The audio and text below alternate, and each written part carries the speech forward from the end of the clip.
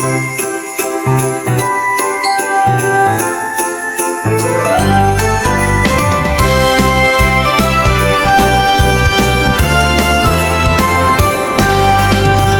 ng Disyembre ay buwan ng kasiyahan,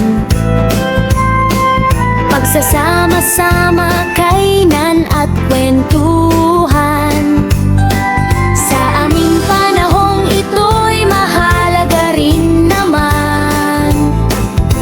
Banal na okasyon, Diyos ay pinasasalamatan.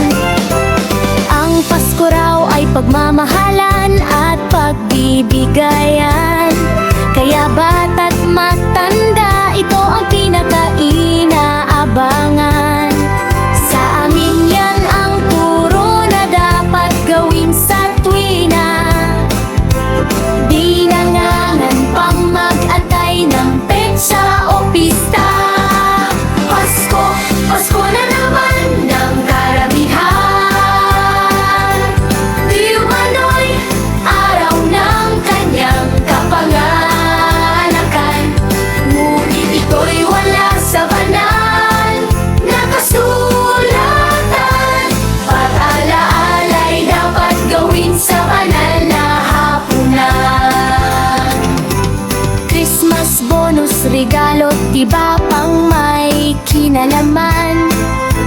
Ginagawan ng mga kwentong walang kabuluhan. Pati mga Christmas party na aming iniiwasan. Pumunta man o hindi, kami ay hinuhusgahan.